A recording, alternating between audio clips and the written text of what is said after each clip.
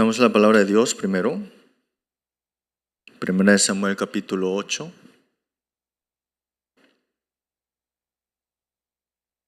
Versículo 1 al 9. Primera de Samuel capítulo 8, versículo 1 al 9.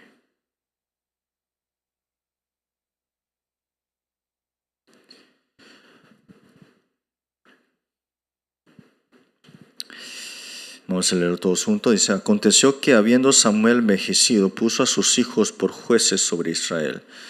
Y el nombre de su hijo primogénito fue Joel, y el nombre del segundo Abías, y eran jueces en Beerseba.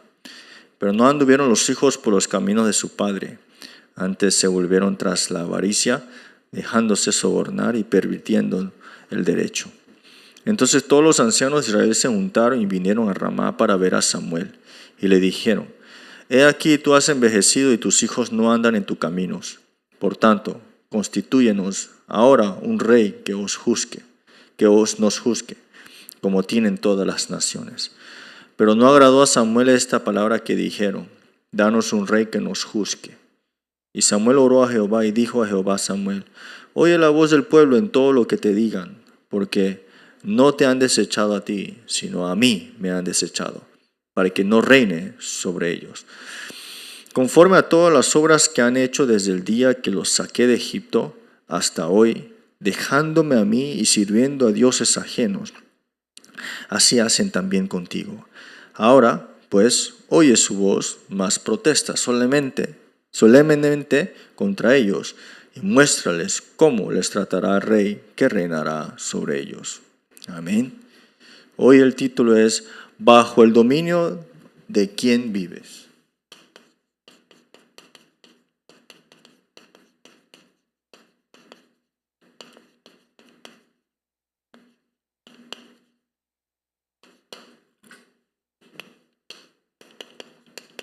Primera de Samuel capítulo 8, 1 al 9. Primero tenemos que estar claros de que muchas personas están bajo un dominio fuera de Dios.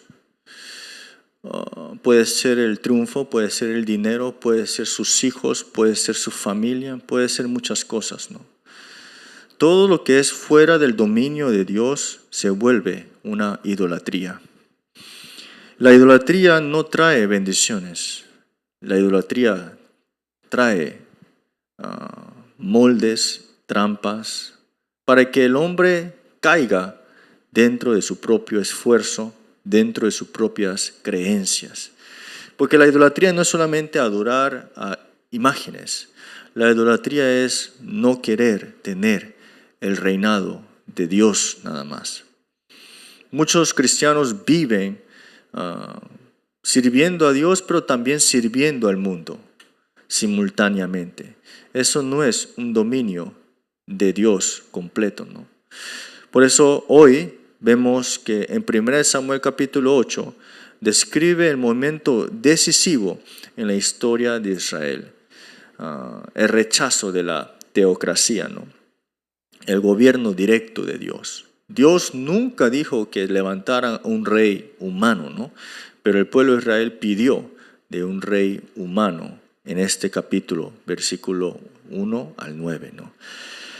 ¿Y cuál fue la razón? La razón fue porque dice que sus hijos de Samuel, Joel y Abías, no eran lo mismo que Samuel. Creo que a veces nos pasa muchas veces eso, ¿no? Nos hace difícil soltar lo que antes nos daba de gracia, ¿no? Antes nos daba de algo que nos servía, ¿no? Que nos ayudaba, ¿no? Y para el pueblo de Israel, Samuel fue una persona tremenda, ¿no? Si lo describimos como un personaje, es una persona que trajo la gran paz que necesitaba Israel durante tantos años de cautiverio y también de muchos ataques, ¿no? Porque cuando vivía Samuel dice que no había guerras. Israel siempre estaba debajo de guerras, ¿no? En otras palabras, muchos creyentes, una vez que Dios le da la paz, les hacía lo que le dolía tanto, se aferran a la persona en vez de al Dios que lo cumplió. Eso es lo que dijo, en fin, Dios en la última parte, ¿no? Dice así, ¿no? En el versículo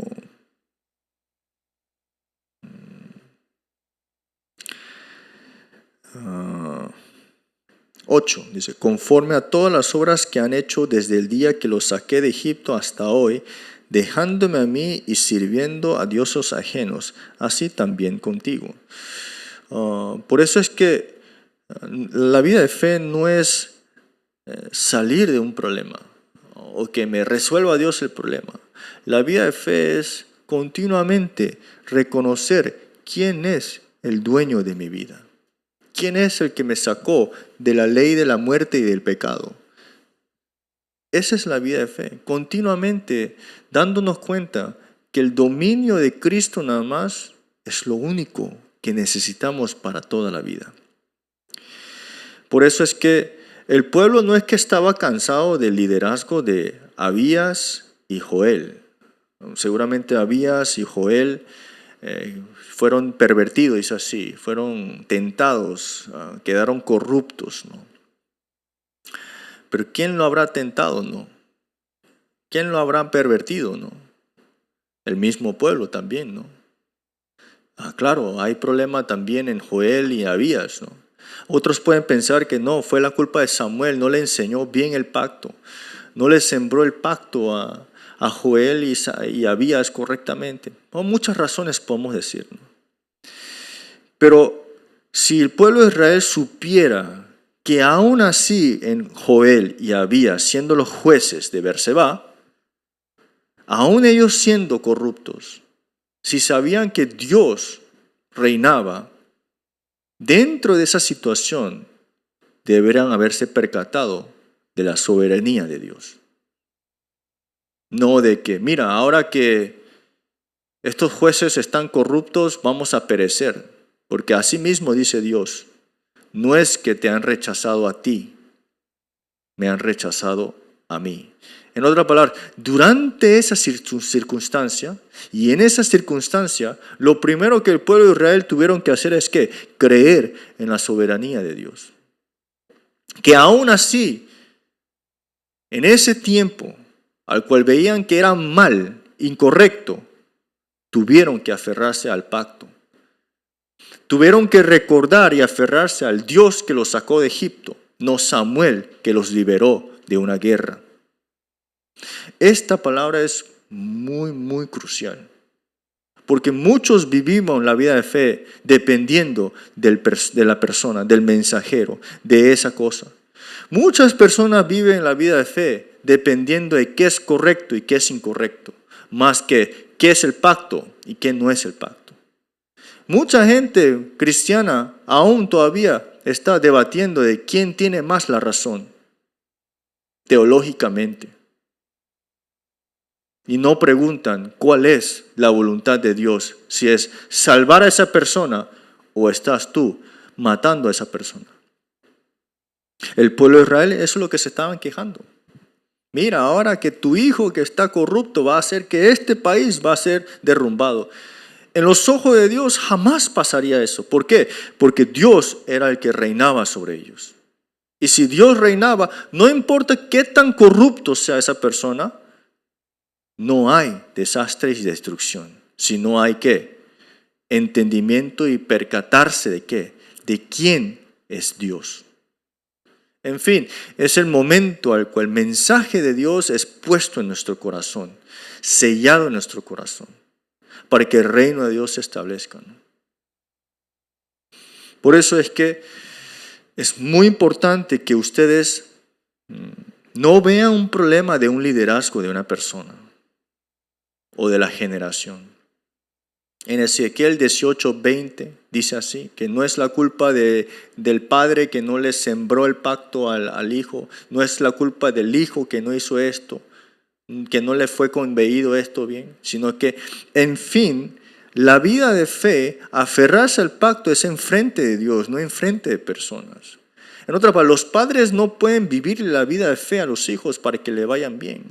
También he dicho muchas veces eso, que los padres crean bien, eso no garantiza que los hijos sean prosperados. Pero muchos tienen el concepto de esa superstición.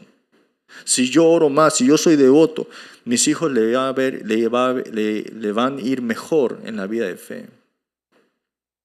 Claro, si ellos viven debajo de padres creyentes, ellos tienen que la cobertura de la oración, que es la gracia.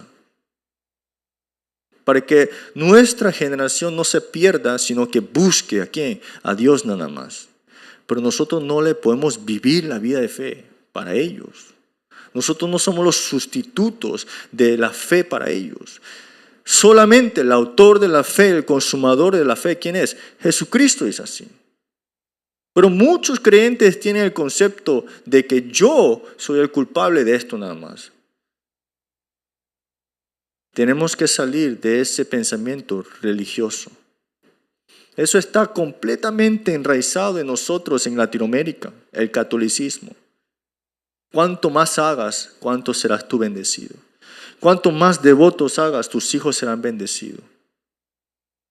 Claro, en la palabra dice eso también, pero eso no es la idea, de que tu esfuerzo conlleva a que tus hijos le van mejor. Entonces, ¿qué debemos hacer de verdad? Tenemos que de verdad, esta semana preguntárnoslos, ¿quién tiene dominio sobre mí? ¿Soy yo mismo o es Cristo? Hay que preguntárnoslos.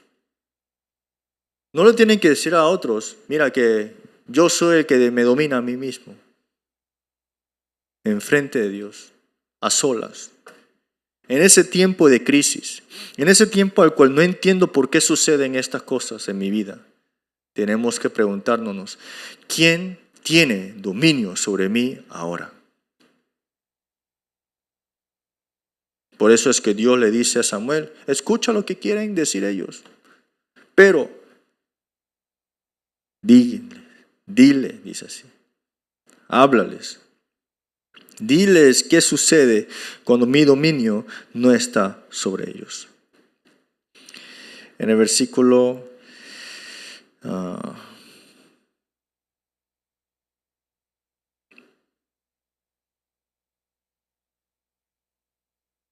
9, ¿no? Ahora pues oye su voz, mas protesta solemnemente contra ellos. Solemnemente contra ellos y muéstrales cómo le tratará el rey que reinará sobre ellos. Ya Dios le había dicho a Samuel qué sucederá si rechazan mi gobierno. Y esto fue esto. El resultado de rechazar el gobierno de Dios.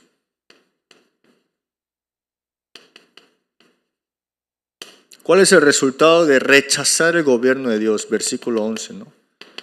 Primero, sufrimiento de los hijos. ¿Cuántos niños y hijos en Latinoamérica están sufriendo? ¿Es culpa de los padres? Sí, pero es que han rechazado el gobierno de Dios los padres. No es que el padre es malo. Ningún padre quiere ser malo para sus hijos. Tenemos que entender eso. Es que lo espiritual conlleva a todas las cosas. Si ustedes escuchan bien el fórum de los padres que traen con sus problemas de sus hijos y les hablan, ¿no? Y usted le dice, el evangelio es todo en la verdad. Ellos dicen, sí, pastor, pero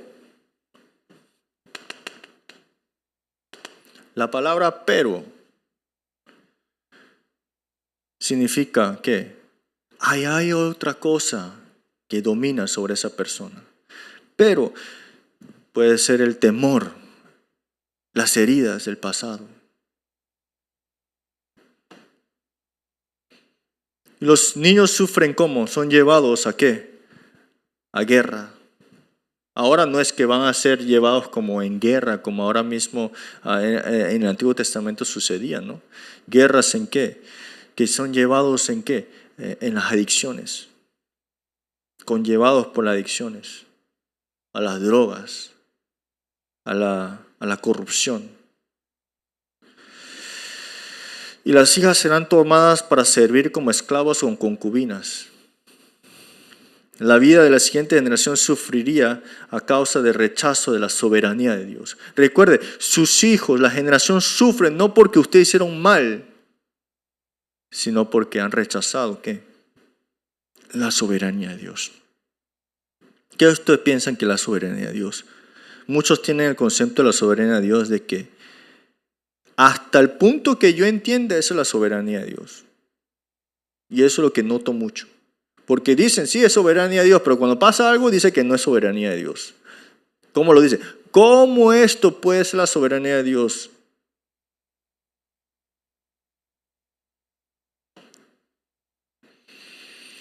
Por eso, si los padres rehúsan el gobierno de Dios, los hijos inevitablemente cargarán con el dolor. ¿Y qué más? Cuando rechazan el gobierno de Dios, tienen la pérdida económica. ¿Qué significa esto en versículo 14? Que ya estos recursos, el tiempo que tenemos y las tierras que tenemos, la economía que tenemos, ahora será tomado por cosas físicas. Día a día es solamente sobrevivir en vez de utilizar esta economía para la gloria de Dios, que es la evangelización mundial.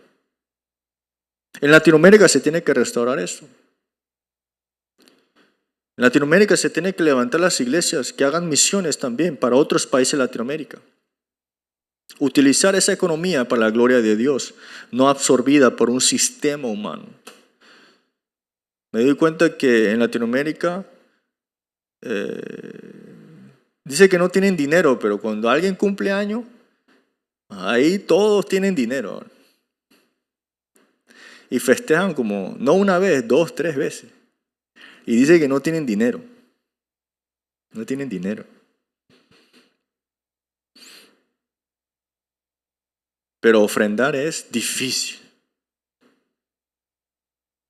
¿Por qué será eso? No porque Él no quiera, es que lo domina otro rey, no Dios. Había una persona que yo vi, ¿no? Estábamos en un entrenamiento y nosotros afuera, ¿no?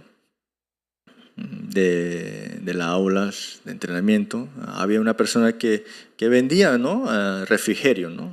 Comida y cosas para no comer, ¿no?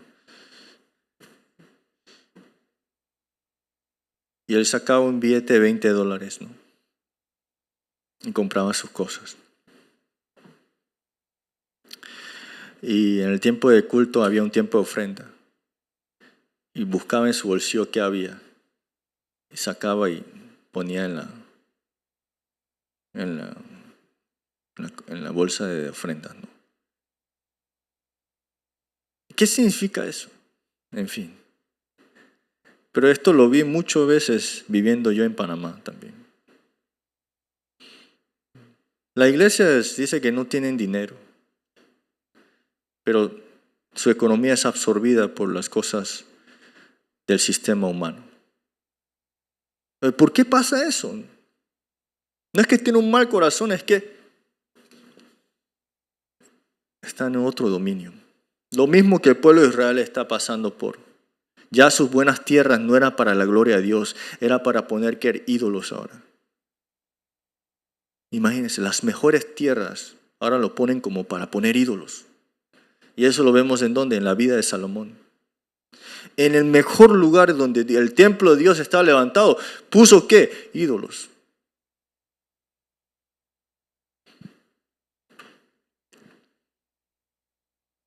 ¿Qué piensan? Se escucha muy fuerte.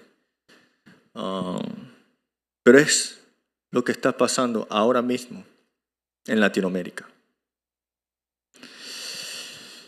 ¿Y qué pasa si no hay dominio de Dios como rey en nuestra vida? La oración no son respondidas. oración sin respuestas. Versículo 18. Dice, orarán, pedirán, pero yo no esté con ellos. ¿Qué tan triste es eso? Puedes pedir cualquier cosa, pero Dios no está contigo.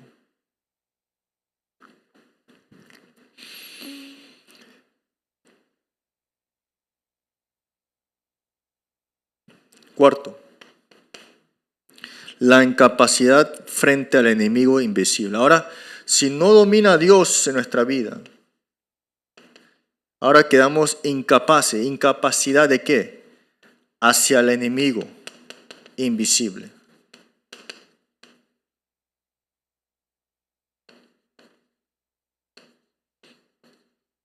Satanás. Nuestra generación está siendo arrebatadas por Satanás. Porque Satanás no es que viene con su cara de feo, ¿no? Viene con el sistema, el nefilim, a los niños, a nuestra generación. Sea la adicción, sea las drogas, sea un problema mental, sea un problema físico, puede ser una ideología. Cosas seculares. Él viene con un sistema, no viene con una cara nada más. Tienen que saber eso. Pero si no domina el rey verdadero, somos incapaces ¿de qué? De ser protegidos por el enemigo invisible. Un pastor me dijo, ¿no?, que traen a sus niños por problemas de las drogas, la familia, pero vemos que la familia misma está adicta a otras cosas. No a la droga, pero a otras cosas. Porque los mismos padres están debajo de otro dominio. Y los niños ahora están expuestos ¿a qué? A este enemigo. Satanás utiliza las drogas para secar la raíz de la generación.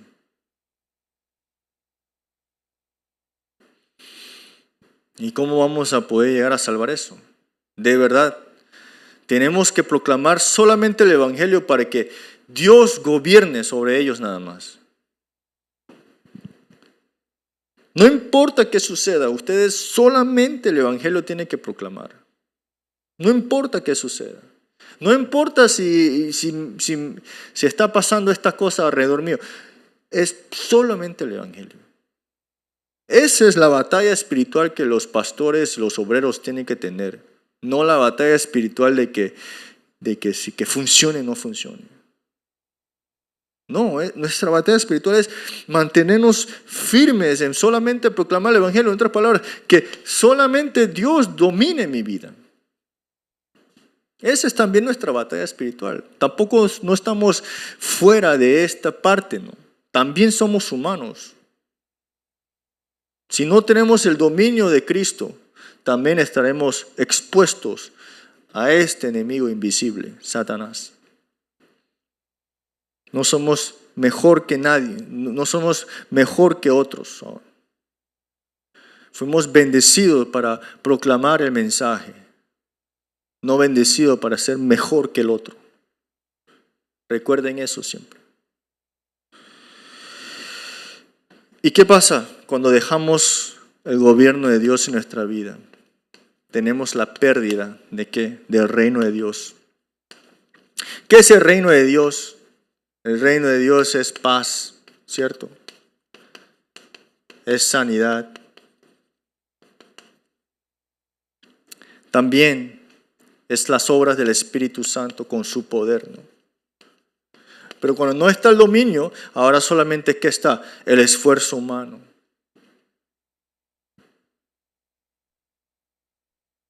No poder del Espíritu Santo. Mi poder, mi experiencia, mis estándares, mi propósito. No hay sanidad, sino hay enfermedad mental. ¿Y cuál es la enfermedad mental más grande que hay ahora mismo? Es el egocentrismo. Solamente pienso en mí nada más. Esa es la enfermedad mental más grande de esta época ahora mismo. Y por eso es que muchos están cayendo ¿en qué? En las adicciones. No hay nadie que ahora mismo le está dando y librándolo de ahí. ¿Por qué? Porque no está el reino de Dios. Por eso, lo primero que se tiene que establecer en el campo de verdad es el reino de Dios. Y el reino de Dios solamente se establece cuando proclamamos que al único que trajo el reino sobre esta tierra y sobre nosotros, Cristo nada más. Por eso, en el segundo punto grande, veamos rápido. Para que domine de verdad el rey en nuestra vida, significa tomar en nuestra vida el verdadero rey. ¿Y el verdadero rey quién es? Es solamente Cristo. Yo no sé cuántas veces lo van a escuchar, pero todas las veces cuando lo escuchen, tiene que ser nuevo. En el punto que usted piense, ¿por qué de nuevo? Usted está enfermo. Así mismo tiene que darse cuenta. ¿Por qué de nuevo solo Cristo? Está enfermo.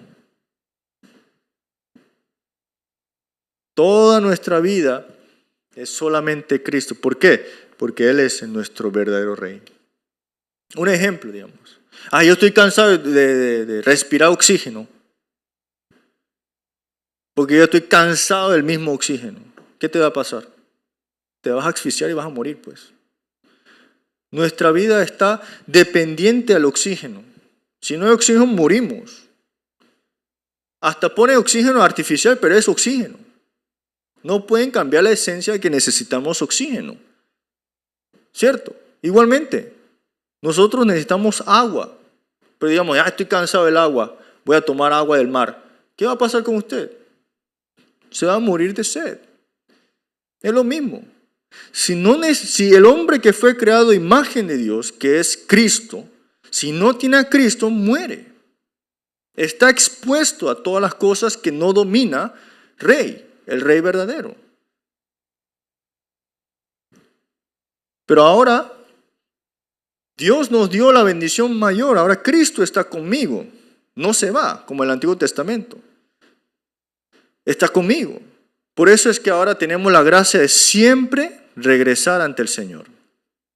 No en el concepto que me alejé y vine Dios. No, tú digas, yo me alejé de Dios. Lo ven como que si Cristo se fue porque yo me alejé. No. Tenemos ahora la gracia de que cualquier momento podemos arrepentirnos y Él nos perdona. Eso es gracia y justicia.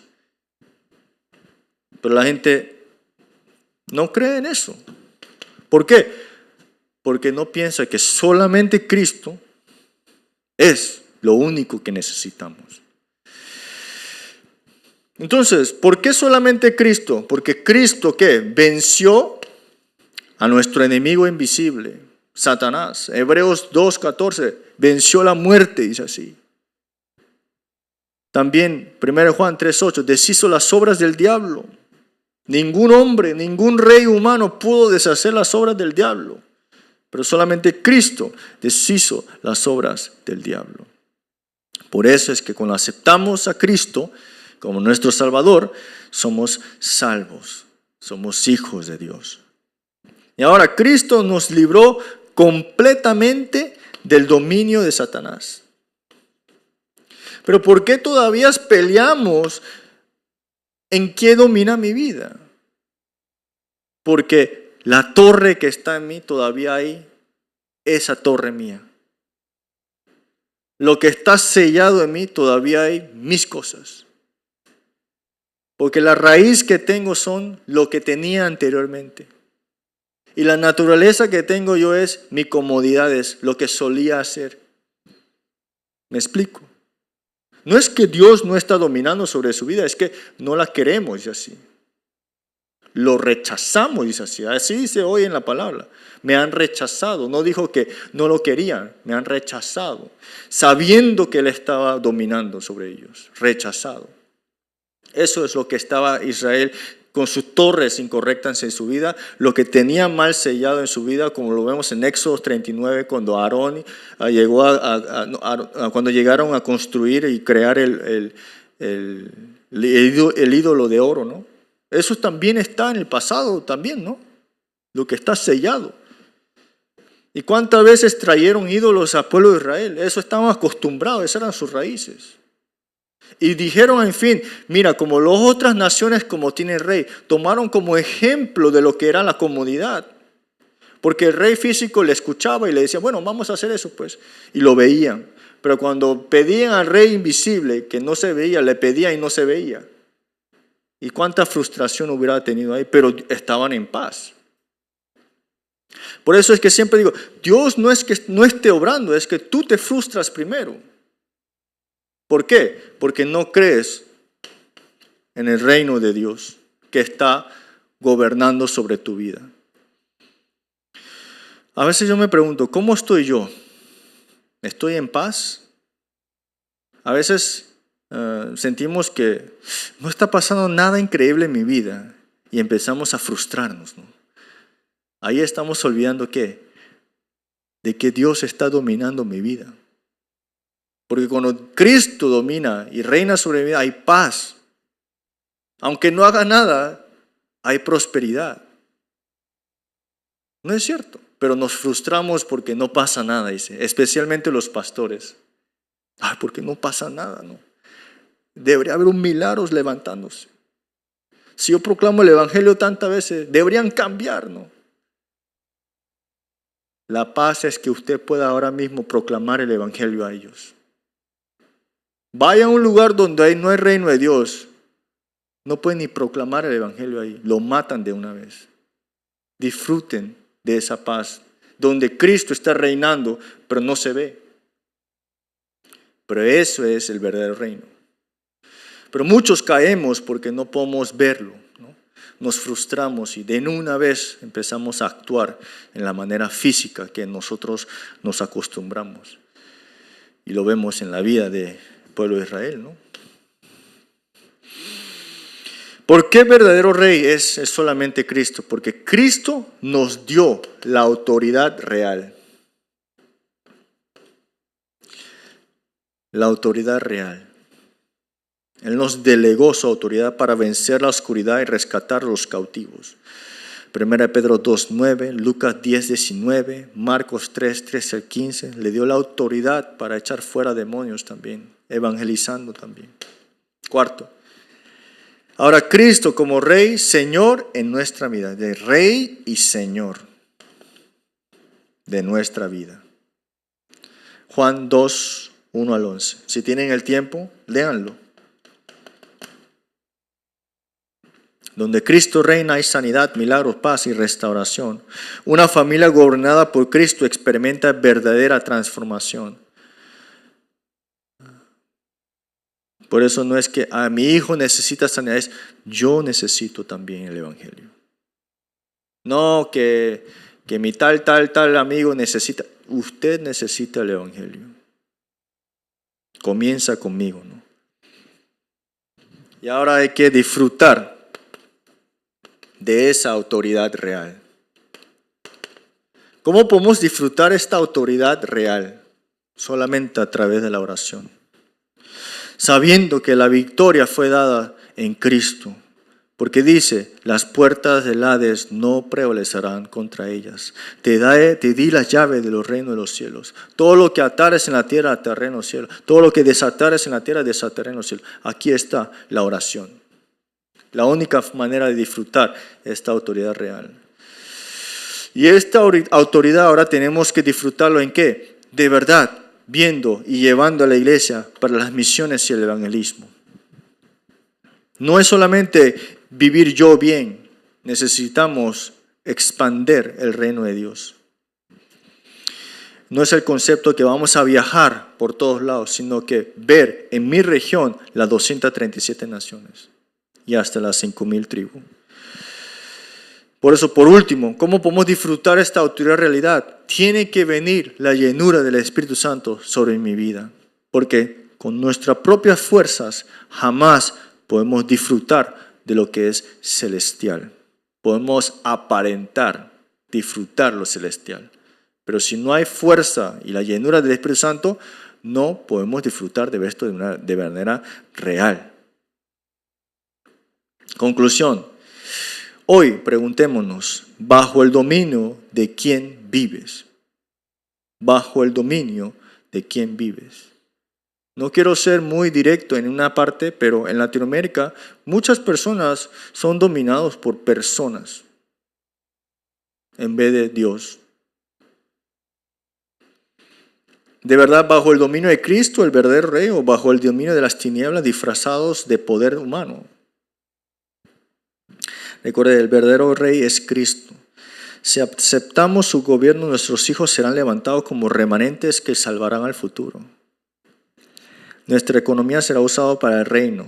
Nuestra vida será libre del dominio del enemigo. Vivamos bajo la soberanía de Cristo y disfrutemos de la autoridad de Él que nos dio.